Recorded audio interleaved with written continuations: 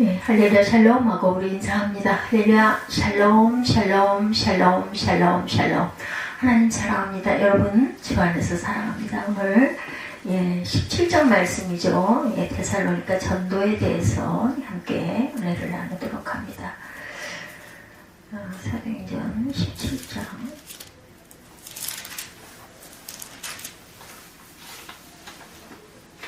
그들이 암비볼리와 아볼로니아로 다녀가 데살로니카에 이르니, 그죠? 거기 유대인들의 회당에 있는지라 바울이 자기의 관례대로 그들에게 들어가서 새 안식일의 성경을 가지고 강론하며 뜻을 풀어 그리스도가 해를 받고 죽은 자 가운데서 다시 살아나야 할 것을 증언하고 이르되, 내가 너희에게 전하는 이 예수가 곧 그리스도라 하니, 이렇게 얘기하고 있습니다.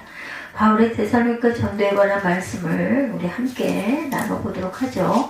빌립보를 떠난 바울은 암비볼리와 아볼로니아를 거쳐서 데살로니카에 이르렀다. 1, 2, 3절 이렇게 나오죠. 그뒤 암비볼리와 아볼리아로 다녀가 데살로니카에 이르니 1절에 이 도시들은 마게도냐를 통과하는 로마의 이그나시아 가도입니다. 이그나시아 가도 위에 있는 도시들이다, 이렇게 설명되어 있어요. 암비볼리는 빌립보에서 서남쪽으로 약 33마일, 약 53km 정도네요. 떨어진 곳에 있는 마게도냐 동부지방의 수도이기도 합니다. 역사적으로 아테네의 식민지였다가 로마 시대에 이 지역의 수도가 된 거예요. 그 고대 별명은 9개 길이다, 이렇게 불리웠는데, 그 이유는 트라키아와 마게도냐의 많은 길들이 여기서 교차했기 때문에 붙여진 이름이라고 그래요. 9개 길, 이렇게 교차가 되기 때문에 아테네 사람들은 이 도시가 매우 중요한 위치에 있음을 알고 일찍 식민지로 만들고 암비볼리란 이름을 붙인 거죠. 암비볼리의 뜻은 둘러싸인 도시란 뜻이에요. 스토리임은 강하고요, 강으로 둘러싸여 있었기 때문에 붙인 이름이다. 아볼로니아는 암비볼리에서 서남쪽으로 약 30마일, 48km 정도 지점, 암비볼리와 데살로니가 사이에 위치한 도시다. 건강한 사람의 걸음으로 걷는다면 빌립보에서 암비볼리까지 하루, 암비볼리에서 아볼로니아까지 하루, 그리고 아볼로니아에서 데살로니카에 하루 걸리는 여정이라면 한 3일 정도가 걸리면 갈 수 있다는 거죠. 바울 일행은 이 도시들에서 대략 하루 정도씩 머물고 데살로니카로 직행을 합니다. 바울이 도시에서 전도하지 않은 이유는 이곳에 유대인 회당이 있었기 때문이라는 추측이죠. 데살로니카는 그 아볼로니아에서 서쪽인 약 37마일, 59km, 58km 지점에 위치한 항구 도시였다. 에게해의 그 테르마키우스만의 정점에 위치하여 아주 상업이 발달된 곳이었고, 데살로니카는 아밀리우스 파울루스가 마게도냐를 넷으로 나눌 때 두 번째 지역의 수도가 되었다고 그래요. 그 이전에는 테르마, 온천이라고 불렸지만 주전 315년 카산데르가 이곳을 건설하고 빌립의 데살리 군대를 병거한 것을 기념해서 그 안에 데살로니카의 이름을 따서 명명했다고 그러네요. 안에 이름이에요. 데살로니카는 빌립의 딸이고 알렉산더 대왕의 이복누이다. 주전 14년에 로마는 데살로니카를 마게도냐 전체의 수도로 정합니다. 데살로니카의 현재 이름은 살로니카이며 인구 약 7만 명의 도시로 남아있고, 인구의 절반은 유대인이고 36개의 회당이 있었다고 해요. 바울 당시부터 이곳에는 많은 유대인들이 살고 있었어요. 예수가 그리스도라 이렇게 증거하고 있죠. 광론하며 3절에 보면 내가 너희에게 전하는 예수가 곧 그리스도라 하니, 바울이 데살로니카에 약 3주 정도 머물면서 전도했어요. 회당에서 설교한 것이 3주인지 데살로니카에 머문 것이 3주인지는 명확하지가 않고, 어찌됐든 바울은 회당을 거점으로 항상 전도 활동을 하죠. 거기에 1절에서 3절 내용이에요. 거기에 유대인 회당이 있는지라 바울이 자기의 관례대로 그들에게 들어가 새 안식일, 그죠? 3주 성경을 가지고 강론하며 뜻을 풀어 그리스도가 해를 받고 죽은 자 가운데서 다시 살아나야 할 것을 증언하고 이르되, 내가 너희에게 전하는 이 예수가 곧 그리스도라 하니, 뭐 다른 게 없어요. 성경을 풀어서 알려주는 거죠. 바울의 초기 전도 방법은 하나의 관례가 되었어요. 유대인 회당 예배에 참석하여 성경에 강론하고 예수님의 그 성경에 예언된 메시아심을 알리는 그런 방식입니다. 이런 회당 전도 방식은 바울이 3차 전도 여행에서 두란노 서원으로 옮기기까지 항상 지켰던 원칙이었다. 사도행전 9장 20절, 13장 5절과 14절, 17장에 오늘 본문의 10절과 17절에 증거합니다. 10절 밤에 형제들이 바울과 신라를 베레아에 보내고 그들이 이르되 유대인의 회당에 들어가니라 이렇게 증거하죠. 그리고 17절 잠깐 건너뛰어 보면 17절에도 회당에서는 유대인과 경건한 사람들과 장터에서는 날마다 만나는 사람들과 변론했다 이렇게 증거하고 있어요. 바울은 주로 구약 성경에 기록된 예수님에 관해서 예언들을 설교했습니다. 본문에 보면 바울의 설교에 대해서 몇 가지 특징적인 단어들이 사용되는데 강론하며 뜻을 풀어주며 증언하고 강론하다. 많은 이런 많은 설교라는 의미보다는 토론한다는 의미가 담겨 있어요. 영문 성경에는 reason, argue, interpret 등으로 번역됩니다. 논중조의 설교였다. 뜻을 풀어. 그런 말은 완전히 개방하다. 라는 뜻을 갖고 있어요. 그리고 예언의 해석, 증언하다. 말 역시 어떤 사실을 비교적으로 제시하여서 증명한다라는 뜻을 갖고 있습니다. interpret, argue, reason 이런 내용으로 그럼 이 세 단어에 담긴 의미를 종합해 보면 바울의 설교는 구약 예언을 논리적으로 증명하는 것이었어요.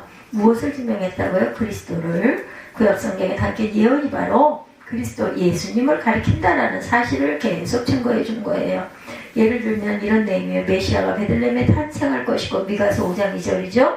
유다 지파에 오실 것이며 창세기 49장 10절 이세의 자손 다윗 왕의 후손으로 오실 것이다. 이사야 11장 1절과 10절 동정녀 탄생 이사야 7장 14절 그의 외모 성품 사역 이사야 53장의 내용 등등을 비유로 증거로 증명했다. 아무튼 바울은 회당에 들어가 유대인에게 어떤 도덕이나 윤리적인 설교를 하지 않았어요. 오직 예수님이 구약 성경 예언에 있었던 그 메시아 구주라는 사실을 증명하는 데 치중을 합니다. 바울의 설교에서 특히 강조된 것은 두 가지 내용. 첫째는 예수님의 십자가의 죽으심, 둘째는 예수님의 부활. 그렇죠? 돌아가시고 부활하셨다. 이게 우리 기독교의 아주 정확한 중심이에요. 십자가의 뜻이죠. 해를 받고라는 말은 고난당했다는 뜻이죠. 예수님의 지상 생애 전체가 고난이었고 특히 십자가 죽으심은 고난의 정점이었다.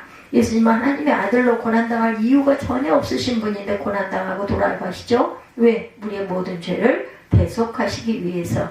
그런데도 십자가에서 죽으신 것은 죄인들의 죄를 대신하기 위함이었다. 오늘 내 죄를 대신하시기 위해 주님은 십자가에서 죽으셨어요. 예수님의 죽으심이 없다면 속죄도 없을 것이고 용서도 없을 것이고 구원도 없을 것이다. 인간은 여전히 지옥의 심판에서 벗어나지 못했을 거예요. 예수님의 부활도 마찬가지. 죽은 자 가운데서 다시 살아날 것을 rise again from the dead 이렇게 나와 있죠. 예수님의 부활이 없다면 우리의 부활도 당연히 없어요. 영생도 없습니다. 육체는 흙으로 돌아가 썩어서 영원히 멸망하고 말았을 것이다. 예수님은 우리의 부활을 보증하시기 위해서 먼저 죽음에서 부활하셨죠. 예수님의 부활이 있기에 우리가 부활합니다. 예수님은 우리의 구주가 되세요. 예수님은 우리의 죄를 속하시기 위해 십자가에 죽으셨어요. 예수님은 우리를 살리시기 위해서 무덤에서 또한 살아나셨습니다. 이것이 바울이 전한 복음이라는 것. 예수님이 십자가에 돌아가셔서 부활하셨기 때문에 우리도 모든 죄가 사해지고 부활의 영생을 가지게 되었고 하나님과 잘렸던 그런 통로가 이제는 다시 예수 그리스도의 이름으로 이어졌다라는 것이죠. 구원받은 헬라인들이에요. 바울이 전한 복음을 듣고 회개한 사람들은 유대인이 아니라 주로 헬라인들이었다. 이방인들입니다. 4절에 그 중에 어떤 사람과 경건한 헬라인의 큰 무리와 적지 않은 귀부인도 권함을 받고 바울과 신라를 따르나 이렇게 되어 있습니다. 4절 보죠. 어떤 사람 곧 경건한 헬라인의 큰 무리와 적지 않은 귀부인도 권함을 받고 바울과 신라를 따르니. 그래서 여기서 말하는 경건한 헬라인이란 것은 유대교의 하나님을 믿는 헬라인들이었다는 거예요. 유대교의 하나님을 믿는 헬라인들. 이들은 유대인처럼 회당 멤버가 되지는 못해요. 왜냐하면 이방인이었기 때문에. 유대인들은 할례받지 못한 이방인들을 회당 멤버로 받아주지를 않았습니다. 그 시대에. 유대인들은 이들을 문의 개종자라고 불렀어요. 프로서티 오브 게이트 이렇게 기록이 되어 있습니다. 유대인 입장에서 보면 하나님 나라의 문간 정도에 머무는 사람이라는 뜻입니다. 그래서 어떤 면에서 이들은 유대인보다 더 열렬히 하나님을 찾아요. 아마 허락이 되지 않기 때문에 더 열렬히 하나님을 찾지 않았을까 생각이 됩니다. 왜냐하면 이들은 우상이 얼마나 헛된 것이니 철저하게 알고 있었기 때문이에요. 바울은 데살로니가 교인들이 처음에 어떻게 우상을 버리고 하나님께로 돌아왔는지 이렇게 기록이 되어 있습니다. 데살로니가전서 1장 9절에 보면 너희가 어떻게 우상을 버리고 하나님께 돌아와 사시고 참되신 하나님을 섬기며 그랬죠. 이들은 우상을 버리고 하나님을 찾았는데 이제는 바울이 전하는 말씀을 듣고 그 하나님 자녀가 되는 길을 찾았다. 그들은 구약 성경에 예언된 메시아가 바로 예수님이라는 사실을 알았어요. 또 열렬히 예수를 영접합니다. 이제는 유대인이 말하는 문간의 신자가 아니라 참 메시아를 믿고 진짜 하나님의 백성이 되었어요. 데살로니가전서에 보면 이들의 믿음이 얼마나 확고했는지 이렇게 기록되어 있습니다.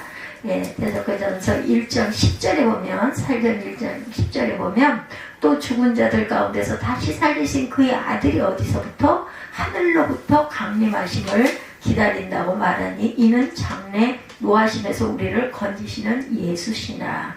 이들은 예수님의 재림을 기다리고 땅에서 고난을 이길 정도의 성도들이 되었다. 대단한 일이죠.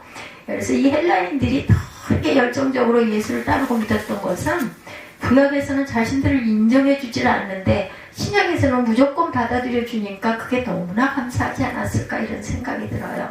뒤에 혹시 추우시면 이렇게 난방 트시면 됩니다. 데살로니가 교인들은 바울이 복음을 논리적으로 전할 때 가만을 받고 동의하고 설득당하고 승복합니다. 세상에서 가장 나쁜 사람은 좋은 일인 줄 알면서도 설득되지 않은 사람이에요.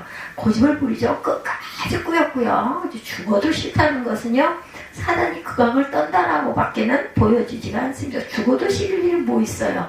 편하게 들어가서 좀 있다가 그죠? 준비하고. 정말 강한 사람은 아니 뭐 좀 이용하는 거지. 그리고 잘 준비해서 나오면 될 건데 나는 정말 죽어도 싫어인 거는요, 그 사단이 맡고 있는 거 괴계라고 밖에 보이지가 않습니다.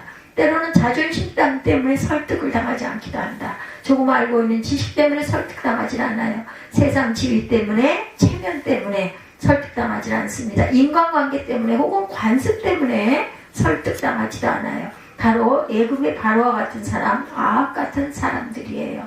성경은 이런 사람을 강팍한 사람, 교만한 사람이라고 하고 신발에 제일 순위에 놓습니다. 명심하시기 바랍니다. 아니 돈도 안 들고 멀쩡한 집이고 아니 그냥 와서 있을 수 있다는데 왜 그렇게 죽어도 싫겠냐는 거예요. 지금 어려운 상황에. 그 죽어도 싫을 만한 이유가 뭐냐는 거지. 이유가 없어. 그냥 싫은 거죠. 그죠? 그래서 사단입니다. 이 세상에서 가장 고상한 결단은 신앙에 설득당한다는 결단이다. 주님의 복음 앞에 설득당하는 저와 여러분들이 되시기 바랍니다. 평생 후회하지 않을 축복의 사람들이 되시는 저와 여러분들이실 줄 믿습니다. 둘째는 사도들의 삶에 동화되는 믿음이다. 데살로니가 사람들은 설득당할 뿐만 아니라 동화되어 따랐어요. 따르다라는 말은 제비 뽑아 할당하다 분배하다라는 말이에요. 자기 몫으로 하다는 뜻. 요즘 말로 하면 로또 제비를 뽑았어. 로또에 맞았어. 이렇게 얘기하는 것과 같습니다. 예수님을 구주로 믿어 하나님 자녀가 되는 축복은 하나님이 인간에게 주시는 최상의 로또라는 것. 선택당하는 사람은 누구든지 후회 없는 구원에 이르기 때문에, 그래서 이제는 세상 무리에서 벗어나 완전히 하나님 백성의 무리로 가담이 되었다. 하나님 백성과 삶을 함께한다. 따르다는 말을 영어 성경에 보면은요, 그죠? 아까도 제가 말씀드렸어요. devote, consulted, joined 등으로 번역을 합니다. 발음에 문제가 있으면 여러분들 이해하고 들으시기 바랍니다. 이들은 복음을 들을 때 이것이 내 몫이구나, 이것이 내 분복이구나 이렇게 생각하고 내 운명이구나 생각하면서 성도의 회중에 참여합니다. 예수 그리스도 안에 있는 사람들은 하나님의 자녀의 공동체, 즉 교회 공동체에 참여하게 되었다. 이제는 세상 사람의 무리로부터 하나님 자녀의 무리로 삶의 장소가 옮겨졌어요. 왜냐하면 세상과는 삶의 목표가 다르고 삶의 방식이 다르고 또한 가치관이 다르고 생각이 다르기 때문이다. 데살로니가 사람들은 복음을 받아들일 뿐만 아니라 하나님 나라의 참여자가 되었어요. 오늘 우리도 예수 그리스도를 믿었으면 성도들과 함께 삶을 살아가는 참여가 되어야 한다. 참여자가 되어야 한다. 헬라인들의 회심과 함께 본문에 특별히 언급된 것은 귀부인들의 회심입니다. 적지 않은 귀부인들이 예수를 믿고 영접하죠.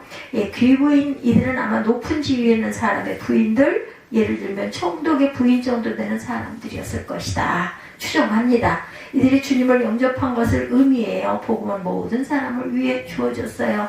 뭐 유대인이나 헬라인이나 부한자나 가난한 자나 나이가 많은 자나 어린 자나 다 똑같이 모든 사람에게 구원이 필요하다라는 말씀이죠. 세상에 높은 지위에 있다고 영혼까지 행복하진 않아요. 돈이 있어도 영적으로 빈곤하기도 합니다. 또한 높은 지위가 있어도 마음에 고통이 있고 아픔이 있다.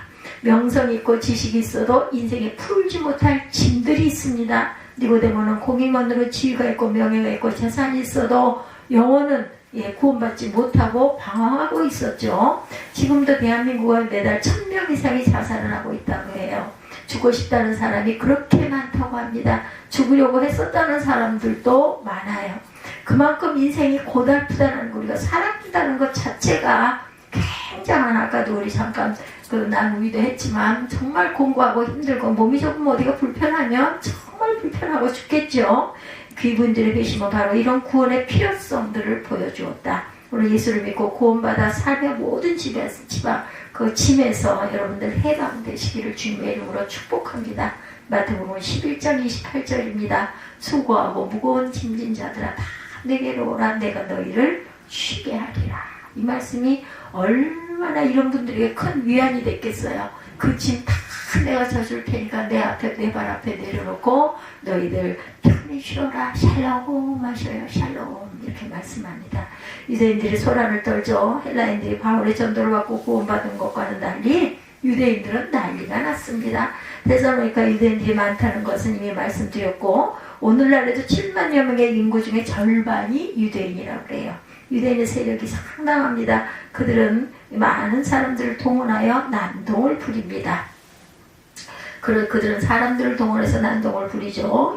유대인들이 17장 5절에서 9절에 보면은 그러나 유대인들은 시기하여 저자의 어떤 불량한 사람들을 데리고 때를 지어 성을 소동하게 하여 야손의 집에 침입하여 그들을 백성에게 끌어내려 찾았으나 발견하지 못하매 야손과 몇 형제들을 끌고 읍장들 앞에 가서 소리질러 이르되 천하를 어지럽게 하던 이 사람들이 여기도 이름에 야손이 그들을 맞아 들였도다. 이 사람들이 다 가이사의 명을 거역하여 말하되 다른 인문 곧 예수라는 이가 있다 하더이다 하니 무리와 읍장들이 이 말을 듣고 소동하여 야손과 그 나머지 사람들에게 보석금을 받고 놓아주니라. 이렇게 나오고 있어요.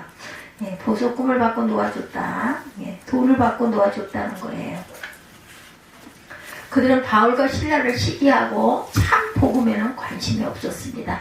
다만 자신들의 종교적 지위를 빼앗기는 것에 분노하고 있다는 거죠. 그래서 시장에 불량배를 동원하여서 선동하죠. 예나 지금이나 시장에는 할 일 없는 건달배들이 주변에 많았어요. 이들은 다 돈으로 매수할 필요가 없습니다. 굳이 돈을 주지 않아도 난동 부리는 일에는 신이 나서 난리를 치는 속된 무리들, 이들은 야손의 집으로 무조건 쳐들어갑니다. 야손은 유대인으로서 예수님을 영접한 사람, 유대인이라고 다 배척한 것은 아니었던 거죠. 야손이나 아리스타고 세군도 같은 사람들은 예수를 영접하고 열심히 믿었어요. 사도행전 20장 4절에 나옵니다. 아무튼 무리들은 야손의 집으로 쳐들어왔고 야손은 그들의 동태를 보고 바울과 실라를 미리 도피를 시킵니다. 그랬더니 사람들은 야손과 일부 그리스도인들을 잡아서 끌고 읍장들 앞에 고소를 하죠. 6절과 7절에 천하를 어지럽게 하던 이 사람들이 여기도 이름에 야손이 그들을 맞아들였도다. 이 사람들이 다 가이사의 명을 거역하여 말하되 다른 임금 곧 예수라는 이가 있다 하더이다 하니, 그죠? 그들의 고발 내용은 두 가지. 뭐예요? 첫째, 천하를 어지럽게 하는 자들이다. 두 번째, 로마 황제 외에 다른 임금을 섬기려 한다. 이게 제목이에요. 시끄럽게 하고 로마 황제 외에 다른 임금을 섬긴다. 이 두 가지는 거짓말이죠. 천하를 어지럽게 했다는 말은 세상을 뒤집었다는 뜻을 갖고 있죠.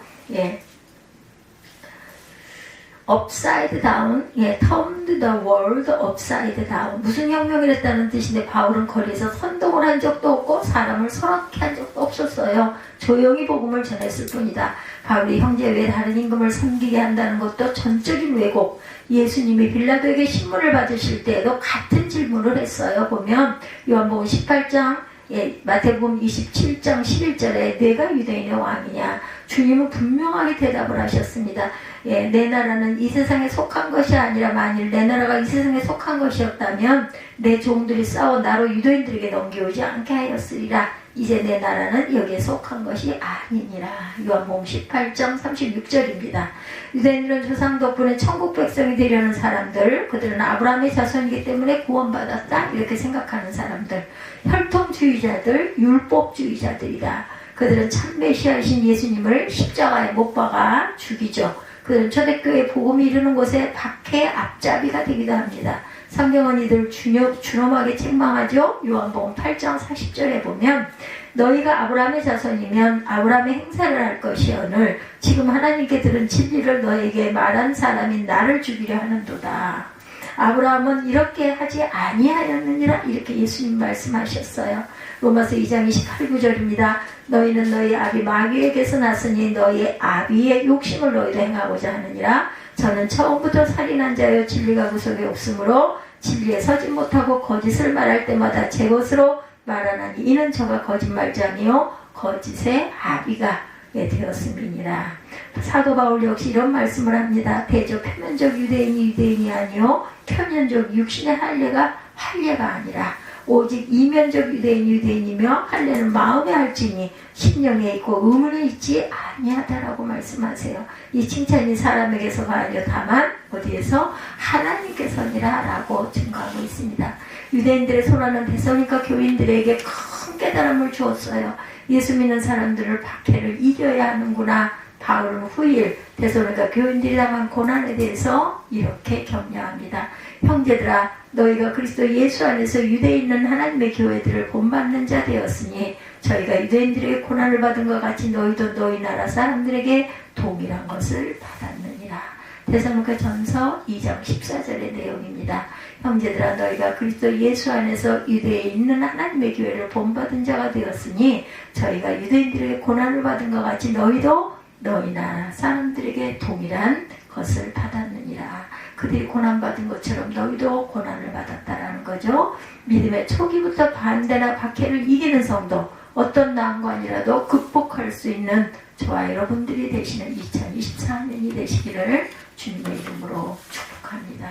오늘은 사도행전 17장 말씀, 데살로니가 전도에서 바울이 데살로니가에 살고 있는 많은 사람들에게 하나님의 말씀을 풀어서 증거하고 전하는 내용을 함께 묵상했습니다. 우리 결단하시고 주기도문으로 예배를 마치도록 하겠습니다.